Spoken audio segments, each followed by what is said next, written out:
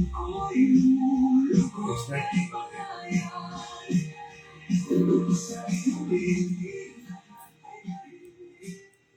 guys, morning mga kapatid. Today is Wednesday, December 10, 2025 na po. At ngayon pong araw na ito ay sino may birthday? Si Angel, no? O anak ni si Abby. si Abby. Yan. Happy birthday, Sister Abby Gail, no? Abigail Artiliaga.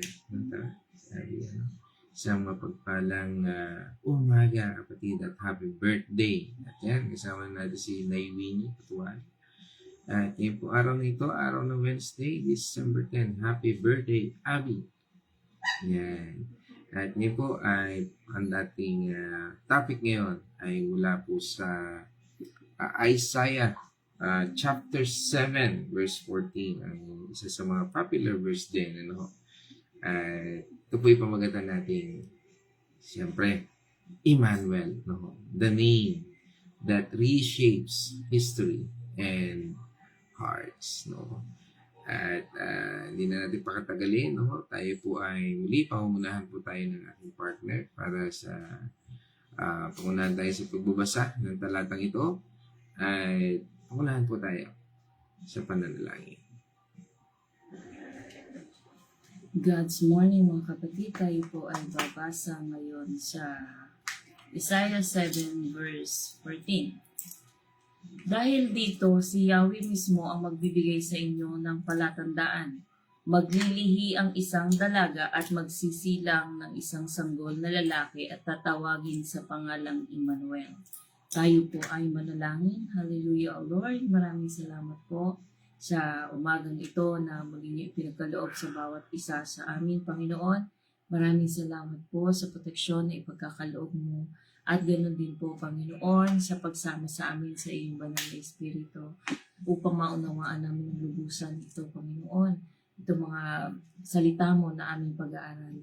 Nawa ito ay maging guide namin sa aming kakaraping buhay, Panginoon, sa aming maghapong gagawin ngayon, Panginoon. Nawa ito ay aming magamit, tumimo sa aming puso, at ma-share din sa iba, Panginoon.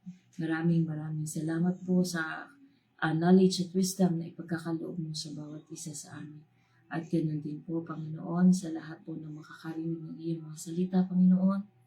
Maraming salamat po sa patuloy na pagdaloy sa buhay namin, Panginoon.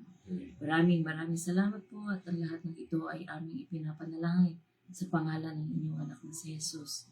Amen. Amen. Ito pong sa mapagpalang umaga po muli sa ating lahat. At dito sa ating binasang talata, wala po doon sa Isaiah 7 verse 14. Basahin ko lang ulit dito sa Amplified Version. Sabi po dito, therefore, the Lord Himself will give you a sign. A sign. Listen carefully. The virgin will conceive and give birth to a son, and she will call his name Emmanuel. Ibig sabihin po noon, God with us. At dito po sa ating talakay nito, ito po ay ang konteksto po nito ay nung panahon po nito ay ito po ay pinag-aarian po na ni Haring Ahaz, A-H-A-S, A-H-A-Z, Zay, At nung panahon po na yun, ay grabe ang kanyang kaba ni Haring Ahaz dahil sa banta ng mga kaaway. Yan po yung paggera sa Syria, pero sa gitna ng kanyang panic, nagpakita ang Diyos kay Propeta Isaias para magbigay ng sign, isang tanda na hindi lang para sa panahon ni Ahaz, kundi para sa lahat ng generation. Itong ating binasang talata, itong Isaiah 7 verse 14. Kaya nga sinabi niya doon, di ba? Binasa natin kanina. Therefore, the Lord Himself will give you a sign. Yan po yung senyales. Sabi nga, hindi lang po ito, sabi nga, galing sa tao, kundi direktang regalo o galing sa ating Panginoon Diyos. No, kahit si Ahas po ay ayaw maniwala, no, kasi nung panahon nito ay tigas ng ulo niya eh. Balikan lang natin yung part na yun, ano, doon sa verse 12, no, basahin natin yung verse 12. Ngunit sinabi ni Ahas, hindi po ako hihingi, hindi ko po susubukin si Yahweh. Yun, no, talagang nagmamatigas siya, no, it's because of his belief, no, unbelief, no, his unbelief, no, yan. Bagamat hindi direktang sinabi ni Ahas na siya ay may takot sa Diyos, no? Mas angkop na sabihin natin dito, ilarawan natin ang talatang yon, no? Na sa kanyang pag-uugali bilang kawalan ng pananampalataya at pagsuway sa ating Panginoon Diyos, na kahit may say na, kahit nandiyan na yung salita ng Panginoon Diyos, sinasabi na yung mga bagay na yun, hindi pa rin siya naniniwala. He believe doon sa kanyang sariling kakayahan, sa sariling kaisipan, sa sariling diskarte. Kaya nung inalok ng ating Panginoon Diyos sa pamamagitan ni Propeta Isaias, no, na humingi siya ng tanda bilang patnunay ng kanyang proteksyon, ay tumanggi si Ahas. No? Tumanggi po si Haring Ahas na nagpakita ng kanyang kawalan ng tiwala sa ating Panginoon Diyos. At yan po ay sige, balikan natin hanggang doon. Mula doon sa verse 10 hanggang doon sa 12 kanina. Muling nagsalita si Yahweh kay Ahas, humingi ka ng palatandaan kay Yahweh na iyong Diyos, maging ito ay buhat sa malalim na libingan o kaitaasan ng langit. 12. Sinabi ni Ahas, hindi po ako hihingi, hindi ko po susubukin si Yahweh. Amen. So, alam naman natin, ano, na ang Panginoon Diyos, siya ang naglalagay sa pwesto ng mga tao. No? Subalit, dahil doon sa free will, pwedeng piliin ng namumuno kung siya ay pamunuan ng sarili niyang kakayahan o pamunuan niya sa pamamagitan ng mga material things o sariling lakas o sa Panginoon. Kaya nga, nangusap sa kanya ang Panginoon. Sa halip na magtiwala po sa Diyos, no, para sa proteksyon laban sa kanyang mga kaaway by that time, gumawa siya ng alyansa, no, sa Assyria na nagpapakita ng kanyang pagtitiwala sa kapangyarihan ng tao, hindi sa Diyos. Kung ngayon po natin yun doon sa 2 Kings chapter 16, verse 7 and 9. 2 Kings, ikalawang hari, chapter 16, verse 7 up to 9. Samantala, si Ahas ay nagpadala ng sugo kay Haring Tiglat-Pileser ng Assyria at kanyang pinasabi, ako ay tapat mong lingkod, iniligtas mo ako sa mga hari ng Syria at Israel na sumalakay sa akin. 8. Tinipon ni Ahas ang lahat ng makita niyang pilak at ginto sa templo ni Yahweh at sa kabangyaman ng palasyo at pinadala sa hari ng Assyria. 9. Dininig naman ng hari ng Assyria ang panawagan ni Ahas. Sinalakay nito ang Damasco. Dinalang bihag sa Kir ang mga taga-roon at pinatay si Haring Resen. 10. Nang mapunta sa Damasco si Ahas para makipagkita kay Tiglat-Pileser na hari ng Assyria, nakita niya ang altar doon. Pinaguhit niya ang plano nito at pinadala sa paring si Urias. 11. Hanggang 12.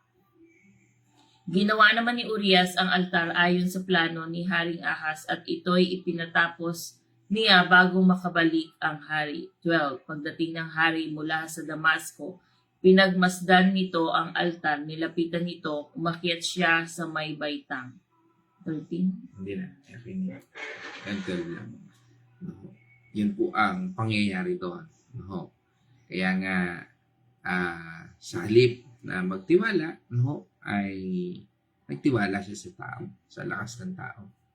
Ang kwentong ito ni Ahas ay malalim na kaugnayan sa atin ngayon. Dahil tulad ni Hari Ahas, tayo rin ay nahaharap sa mga sitwasyon na kung saan tinutukso tayo na umasa sa pera, kapangyarihan, at ibang tao sa halip na sa Diyos.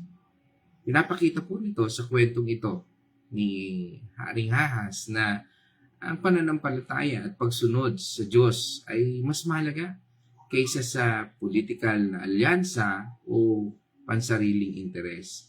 At sa kabila ng kawalan ng pananampalataya ni Ahas, ito po ay nagbibigay pa rin sa atin na ang Diyos ang siyang patuloy nating sandigan. Ang Diyos ay sa kanyang mga pangako ay magbibigay po sa atin ng proteksyon sa pamamagitan ng propesiya tungkol sa Emmanuel. No? Sabi nga po doon, Isaiah 7 verse 14, God is with us. No? Na nagpapakita ng kanyang katapatan at kanyang pangako. Kaya nga po, ang mga tanda ay napakahalaga po, no, na sinasabi ng Panginoon. Ang Panginoon ay nagbibigay siya ng mga sign, no, at katulad ng tandang ito ay mahalaga po sa atin upang tunghayan natin kung ano nga ba talaga ang kalooban ng Panginoon Diyos. At ang sign na ito, no, ay naibinigay po doon sa talata, sabi nga doon, di ba, isang birhen ang maglilihi at manganganak ng lalaki. At yun po ang ating Panginoon Kristo. Sa Hebrew word, ang salitang virgin ay sinasabi pong alma, no? Ibig sabihin nun, alma, no? Ay malinaw na nagtutukoy po sa isang biyuda o dalagang walang asawa. Ano ho? Pero ang mas kahanga-hanga po doon sa hula na yon ay hinulaan po ito ng ating Panginoon Diyos about the virgin birth ng ating Panginoong Jesus 700 years ago bago po mangyari po ito. At ito po ay natala doon sa Matthew 1 verse 23. Sige, tunghayan po natin. Tingnan ninyo, maglilihi ang isang birhen at magsisilang ng isang sanggol na lalaki at tatawagin itong Emmanuel. Ang kahulugan nito ay kasama natin ang Diyos. Amen. Alam naman po natin na ang sign o the numerical number of numerology, no, na 7 o 700 is a perfect, no, it means yan yung ikapitong araw o sabihin natin yan ay perfect means, no, sagrado sa Panginoon Diyos. Hindi ito ordinaryong pangalan. No? Sabi nga, Emmanuel, it means God with us. Ang Diyos ay nasa sa atin.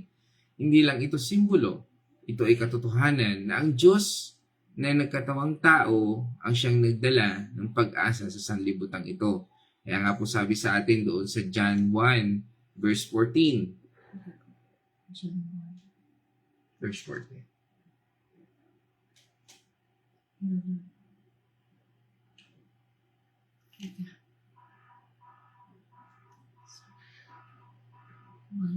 John 1 verse 14. Ang salita ay naging tao at naninirahan sa piling namin. Nakita namin ang kaluwalhatiang tunay sa kanya bilang kaisa-isang anak ng Ama. Siya ay puspos ng kagandahang loob at ng katotohanan. Amen. Yan po yung ating Panginoon Diyos. Kaya nga po, nandyan po yung dalawang pagtupad. Ang pagtupad na ito na pangako noon at ngayon.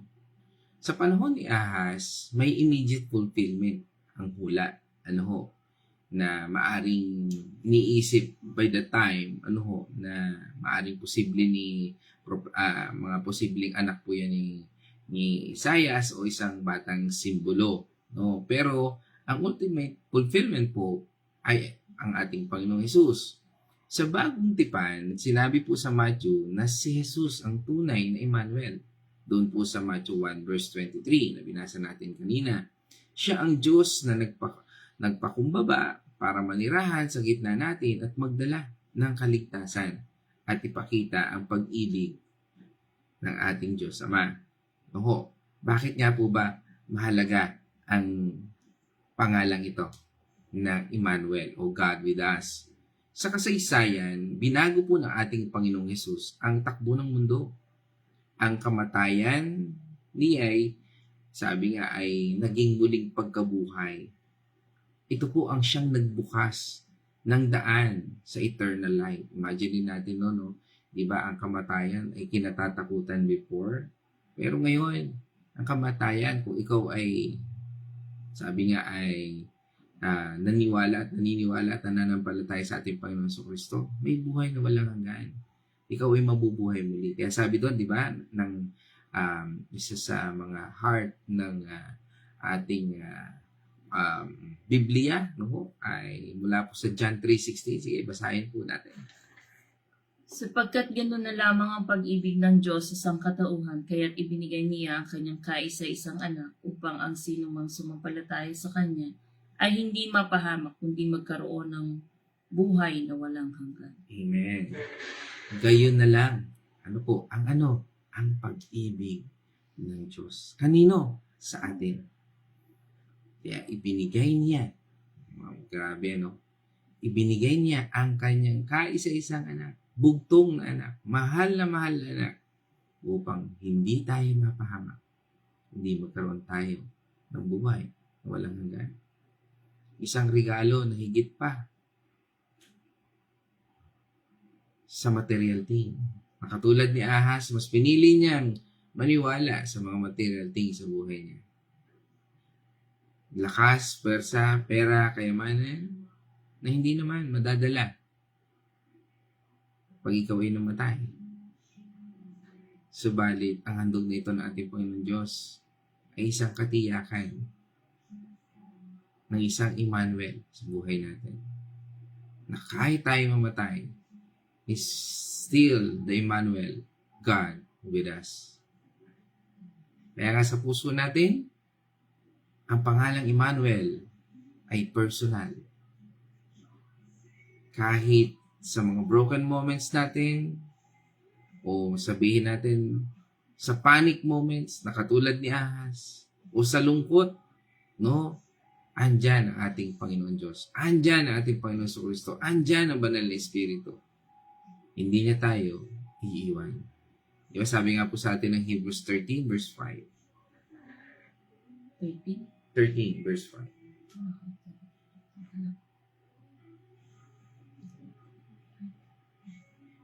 Huwag kayong magmukhang pera at masiyahan kayo sa anumang nasa inyo, sapagkat sinabi ng Diyos, hindi kita iiwan ni pababayaan man. Amen. Sabi doon, no? Huwag kayong magmukhang pera. Huwag kayong umasa sa lakas ng mundo. Huwag kayong manahan sa lakas at sa tao. Dahil hindi tayo iiwan o pababayaan ng ating Panginoon Diyos.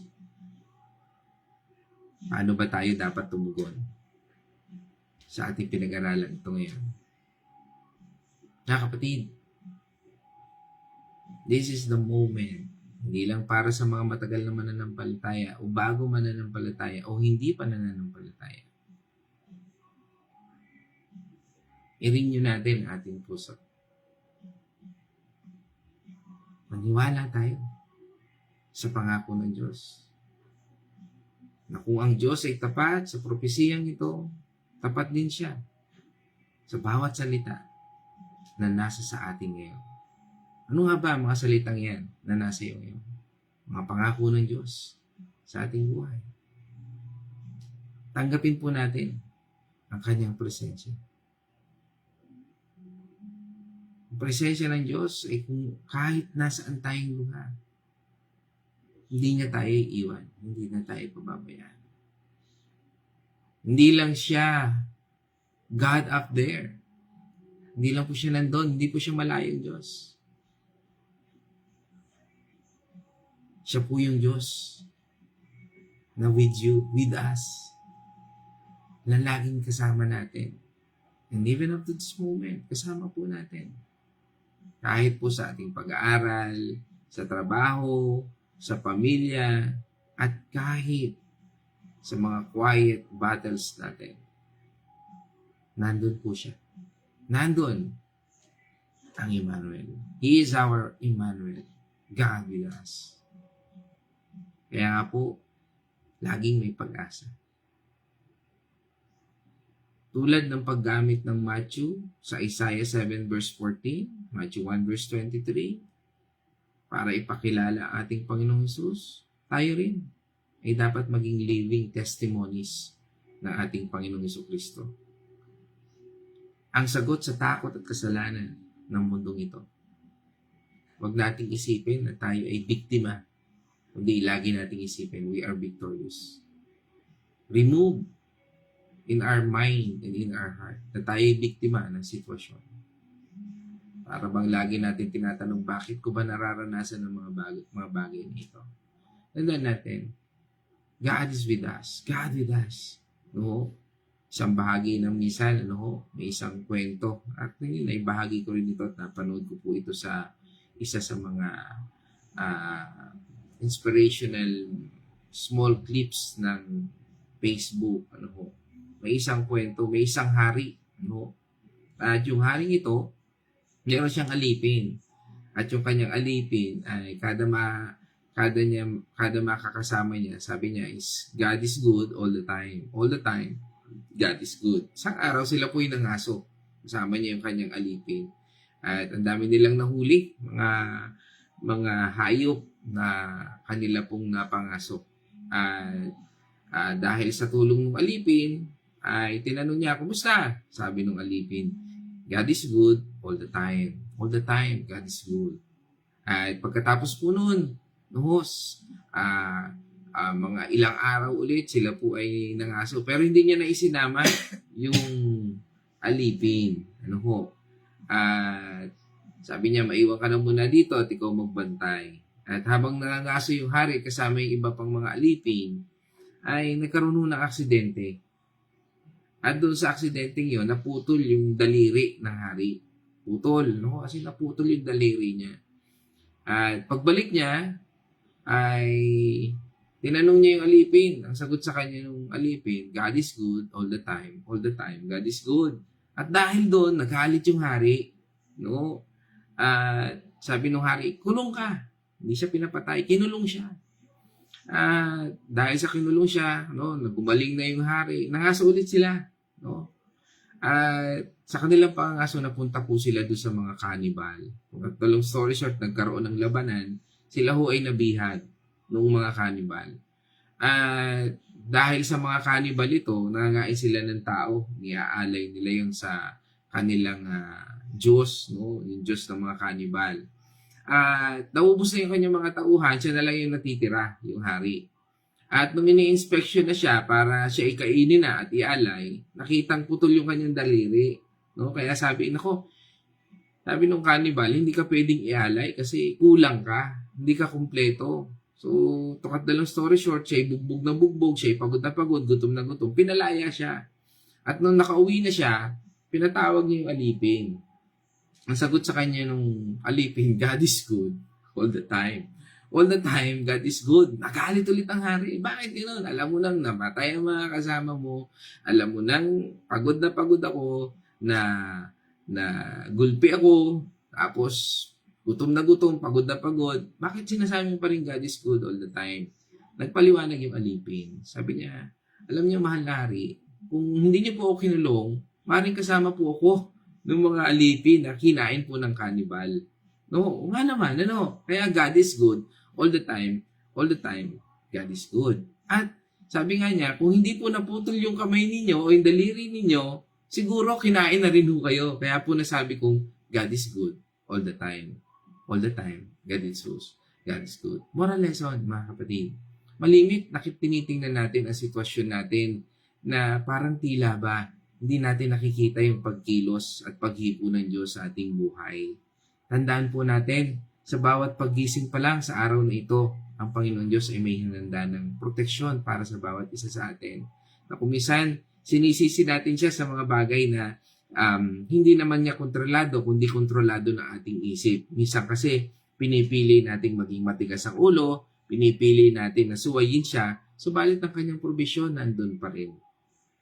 Mga kapatid, mga kaibigan, ang story ni Haring Ahaz ay hindi lang kwento ng takot at pagkabigo.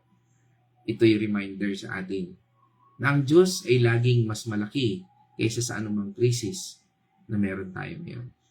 Si Ahaz, sa sobrang panik, nag-rely siya sa sariling plano, mga idols, at politika. Pero ang Diyos, sa kanyang grace, patuloy po siyang nagbibigay pa rin sa atin ng pag-asa. Si Emmanuel, our Lord Jesus Christ, ang Diyos na kasama natin. Kaya sa atin ngayon, kapag kinakabahan ka sa future, sa bills, o mga failures, o kapag minsan tempted ka na sumabay sa mundong ito, ano ibig sabihin nun? Magsinungaling para makalusot, mag-idolize ng pera, o i-compromise ang faith.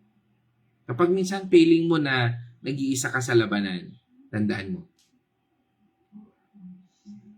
si Emmanuel, our Lord Jesus Christ and Savior, ay hindi lang pangalan sa Biblia. Siya ay totoo, buhay na Diyos na gustong makasama tayo sa bawat takbang ng ating buhay. Kung si Ahaz ay nagtiwala sana, hindi sana siya nalugmok sa sariling kasalanan. Kaya today, piliin natin magtiwala. Kahit di mo gets ang plano ng Diyos, ang kanyang presensya ang sapat na tanda ng pag-ibig ng ating Panginoon Diyos. Tulad ng sinabi ng Isaiah 7 verse 14, hindi siya nagkukulang sa pangako. At sa pagdating ng ating Panginoong Hesus, pinapatunayan ng ating Panginoon Diyos na hindi lang siya God above, kundi He is God with us. Sa pagtanggap natin ng anumang achievement sa ating buhay, sa ating pag-iyak, sa anumang problema natin, o pagdarasal natin sa bawat ating paglalakbay, na kapatid, it's a challenge sa atin na sa sunod na araw na matukso matukso tayong, sabi nga ay mag-ahas, mag-ahas, magharing ahas, ano? Ibig sabihin po nun, magpanik, mag-worry, o maasa sa sariling diskarte, yan po yung mag-ahas, ibig sabihin po niyan. Pag ikaw ay nagmamag-ahas ka, ibig sabihin parang patulad ng ugali ni Aring Ahas, nagpapanik, nagwo-worry, umaasa sa sariling diskarte, sigaw mo sa puso mo. Sigawan mo yung puso mo, Emmanuel, ikaw ay sapat. O sigaw mo sa puso mo, Emmanuel, o Panginoong Jesucristo, ikaw ay sapat. Christ is enough. Lahat ng problema na meron tayo, may solusyon ang ating Panginoon Diyos. Lahat ng kasalanan natin, covered. Sabihin covered, no? Tinakluban sa biyaya ng Diyos. Kaya go na, no? Tayo humakbang at ipakalat ang salita ng Panginoon Diyos. Today, knowing God is with us.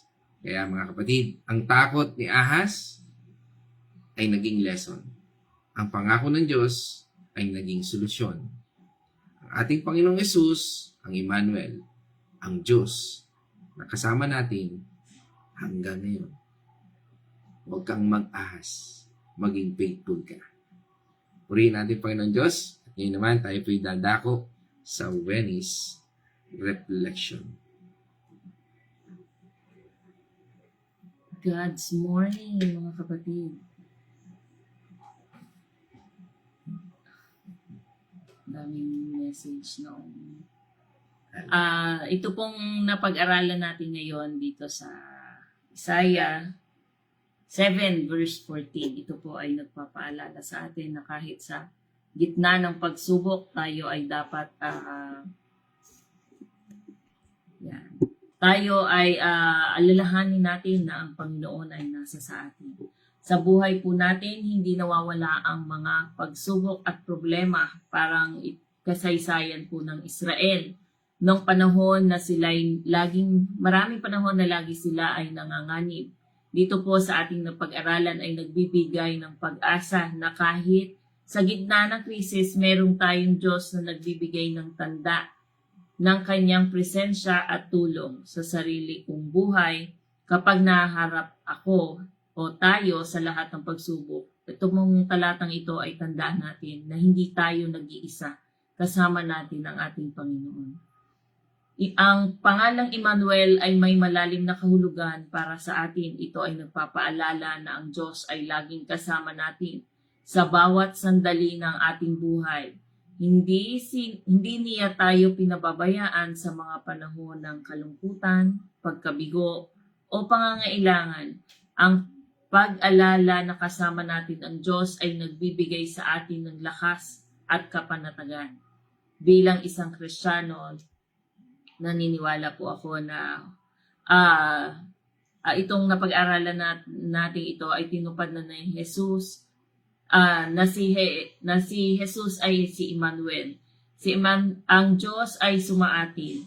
Ang kanyang kapanganakan ay isang tanda ng pag-ibig na pagliligtas ng Diyos sa atin. Sa ating buhay, sikapin po nating sundin ang kanyang mga turo, maging instrumento tayo ng pag-ibig para sa iba. Ibahagi po natin ang ating mga nalalaman. Yung pong ating mga natututunan dito sa God's Morning, sa mga Bible study at sa mga sa pag-attend ng church at sa mga gawain na para sa ating Panginoon. Ibahagi po natin sa iba sapagkat ito po ay nireveal hindi lang para sa atin kundi para sa iba. Marami pa pong mga hindi mananampalataya na nasa paligid natin, kaya ito po ay isang paalala na ibahagi natin sa iba. Ang talatang ito ay hindi lamang patungkol sa isang pangyayari sa nakaraan, kundi isang tanda ng pag-asa para sa ating kinabukasan. Ito ay nagpapaalala sa atin na ang Diyos ay patuloy na gumagawa sa ating buhay.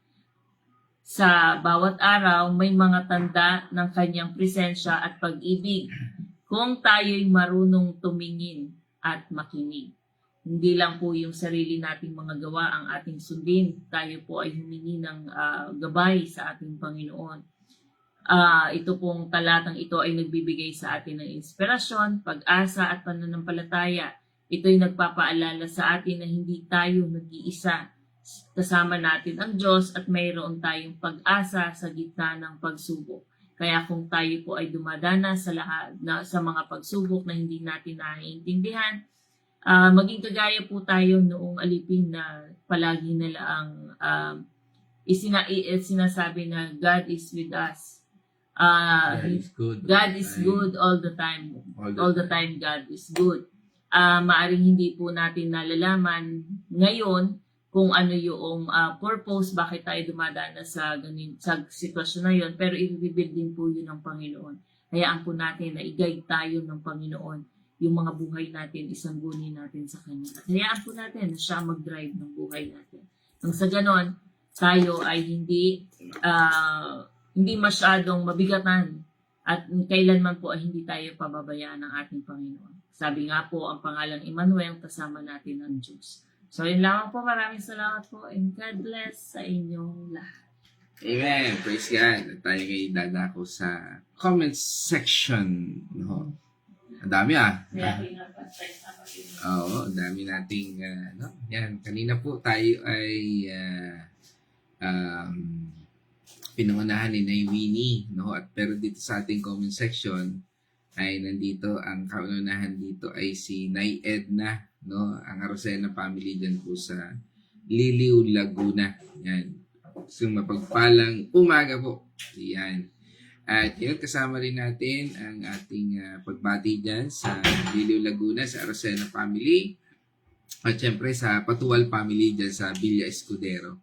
At ngayon kasama rin natin ang aking magandang inaanak, si Janessa Azucena. At syempre ang kanyang poging husband, ang aking inaanak din, si Tyron, no? Na anak po sa kasal yan.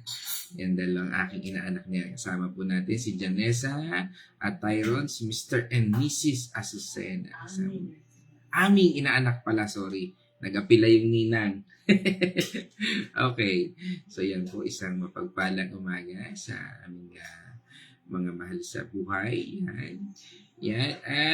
At syempre, kasama rin po natin from Israel, no? Kasama natin si Sister Maria Pe. Yan. At Dilyaga, ang may bahay naman ni Brother Ian, aming gitaristang Poging Pogi. Iyan. Isang mapagpalang umaga Sister Maria Fe, patuloy kang ingatan. Diyan sa Israel, no? Ang bansang ninanais kong mapuntahan by God's grace, no? Yan. At kasama rin natin from Tulirik, no? At ang ating kamanggagawa, kapatid sa Panginoon, no? Yan, kasama natin ang ating butihing pastor dyan sa Pila Laguna ng Tulirik, no? Si Pastor Eds Rona. Good morning sa inyo, Pastor Eds. At purihin ng Diyos sa gawain at ginagawa ng Panginoon Diyos sa iyong pangunguna dyan sa lugar na yan. Patuloy po kayong pagpalain ng Panginoon Diyos at marami pang mga kaluluwa ang manumbalik sa ating Emmanuel, sa ating Panginoon Diyos. No? Yan. Purihin ang Diyos sa buhay niyo. Pastor Eds Rona at sa ating mga kapatid dyan. At mula naman sa Dubai, kasama po natin ang ating kapatid na si Maria Bunalos. Yan. At yan, sa mapagpalang umaga sa iyo kapatid. Yan. At dito po, punta naman tayo sa Santa Rosa, Laguna. Ang pinakamagandang nanay para sa akin. Yan. Siyempre, aking nanay, Corazon Getgano Mercado dyan sa Santa Rosa, Laguna. Sa mapagpalang umaga niyan, kumusta na si Jello at saka si Sia, no? At siyempre, ang aking anak na si Casey, yan, na may karamdaman. Yan. At yan, kumusta sa lahat yan? At yan. At punta naman tayo sa Cavite. Kasama po natin si Bernal Castillo, Mandigma. Yan, purihin ating Panginoon Diyos. Yan, kasama po natin ang pamilya ni Bernard. Yan, at syempre, yan, kasama rin po natin si Naigori. Yan, si ng Bulaking Chaong dyan po sa church natin dyan. Yan. Ilang araw din. Oo nga, no? Ilang araw din wala sa God's Morning. Pero naman, mamaya po tayo ay may Bible study. Magkikita-kita tayo. Yan. Mamaya may Bible study po ulit tayo. 8 o'clock at sa sino man po gustong umaten, ay yan. Tayo po ay mag-aaral. No? Mula naman po sa Genesis chapter 1. Yan. At yan, thank you Lord sa pag-ingat sa amin sa buong magdamag at sa umaga. Kay ganda, yan sabi nga ni Nanay Gory. Yan. At tuloy lang po tayo. Yan. Kasama rin po natin ang asawa ng aking partner. Yan. Si Ate Apong Tina Capadosa. Yan po. Yan po ang may bahay ng aking partner sa SMS Construction. Si Ate Tina Capadosa. Yan. Sa mapagpalang umaga dyan sa inyong lahat. At kasama rin po natin si Nanay Remy Alinea. Yan, kasama rin po namin sa Bible study nung nakaraan. At ngayon kasama rin natin dito, talagang punong-puno, no? Kasi galing lang po yan sa kanyang covenant sa Lord, ang kanyang quiet time. Ngayon kasama pa rin natin, no? Dito, purihin ng Diyos. Kami nga ay puspus na puspus. Yan. At syempre, dito rin po kasama ulit natin si Nanay Marta, yan, sa Bulaking Chao, yan, isang mapagpalang umaga po, at magbati natin sa buong family, yan, God's morning sa ating lahat, at yan, kasama rin po natin si Ate Cindy Mercado, dyan sa San Fernando, Pampanga, yan, sa mapagpalang umaga ate, God's morning. At kasama rin po natin ang Kuya Chris Artillaga sa Bulaking Chaong sa mapagpalang umaga po. Yan. At sabi nga dito ay yan. God's morning. Okay. So, purihin ng Diyos at ikabit na daw ang kuryente. Purihin po ang Panginoon Diyos. No? Ayan. At yan. Prayer request kay Irene Artillaga. Yan. Yan. God's morning sa lahat ng mga kapatid. Yan. At yan, kasama rin po natin mula naman sa Dalangin Family. Kasama po natin si Sister Lizelle. Yan. Isang mapagpalang umaga sa iyo kapatid. Yan. Yan. Yan. Sino pa? Okay. Katulad po ni Okay, nawala. Okay. Okay, ito maganda ito. Sabi, katulad po ni Chris, si Kuya Chris ito, nawala ang power ng kuryente, pinakita po ni Lord na kahit walang power, ay siya ay hindi hinapo kahit di gumamit ng nebulizer. Thank you, Lord. Kaya nga huwag kang mag-alala, Ate Marta. Kasi mas magtiwala ka sa ating Panginoon Diyos. Nako, alisin mo yung alala ha. Yung pag-alala. Yan. Sabi dito sa ating talatang ito. Yan. Yan. Pag-iingat. Yan. Kasama rin natin si Sister Grace. Siyempre, ang Biray family. Yan. Sa mapagpalang umaga. Yan. At siyang, yan. Siyempre, kasama dyan ang aking best friend, no? Si Mike, no? At yan, ang mga kiddos, si Miko, si Carl, si Ellie, at syempre ang mga apo. Yan, kasama dyan, si Dion, and ang aking inaanak si Butchay, ano? At syempre si Dayan, yan. Siyang mapagpalang umaga sa ating lahat dyan. No? Regards, no, sa bukid noon, no? Bihira. Namiss ko tuloy yung aming bayan. Napakagandang lugar. Yan. Lagi po namin yan. Yan, kasama rin natin, siyempre, ang Bombani family sa pangunguna ni ating kapatid, no? Ating kapatid na ito, si Brother Rolly, no? Bombani. At sa mapagpapala na yan, sa buong pamilya, kay Sister Angel, at siyempre kay Roan at kay Rael, no? Sa buong family dyan. Mga kapatid, I think everything is nabasa ko na nakita ko na ho. Ano ho? At ngayon po sa umagang ito, isang kagalakan po muli na tayo po ay muling magsama-sama. Binabati ko rin po na bagamat hindi natin nakasama dito, ay binabati ko rin po ang ating isang kaibigan, si Mayor Binoy Lahara, no, na lagi pong nanonood din ng replay, no, ng ating gawain ito. Patuloy na nagpapaalala sa atin na lagi daw natin ipanalangin, no, ang ating butihing kaibigan niya, si Mayor Binoy Lahara ng Calamba City. No? At purihin ng Diyos sa buhay ni Mayor. At ang sa inyong asawa na si Tita Mina. Yan, at sa buong family.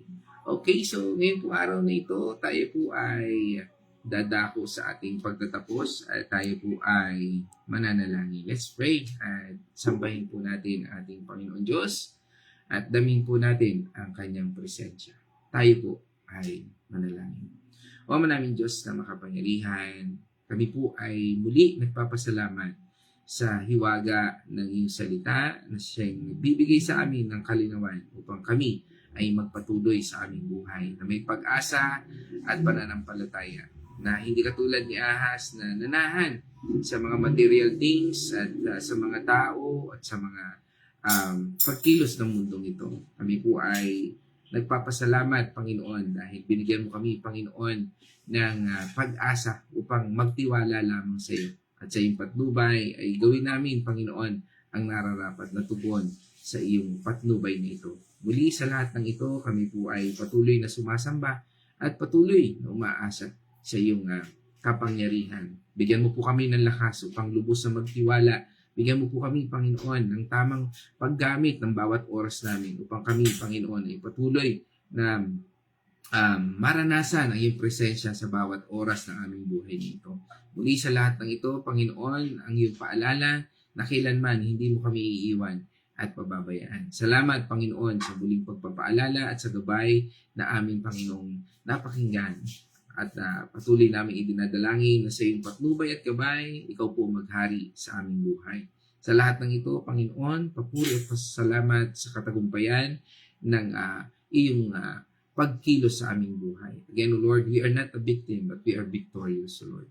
At dalangin po namin, Panginoon, na sa buhay namin ito ay magawa po namin ang purpose na iyong inilalaan sa aming buhay. Tuwan mo po, Panginoon, ang aming isipan, puso, paningin, pandinig, damdamin sa iyong presensya.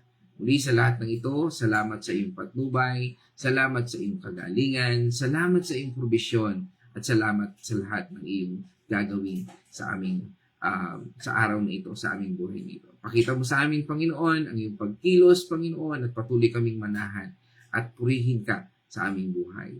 At ito po ay aming dalangin sa pangalan ng aming Panginoon at tagapagligtas na si Jesucristo. Amen and amen. Mga kapatid, let us shout the shout of victory. Christ is died. Christ is there. Christ is risen. Christ is risen. Christ will come again. Christ will come again. And together, we are for Christ. Again, God's morning, everyone. Sa mapagpalang umaga po. No more fear, no more darkness. Jesus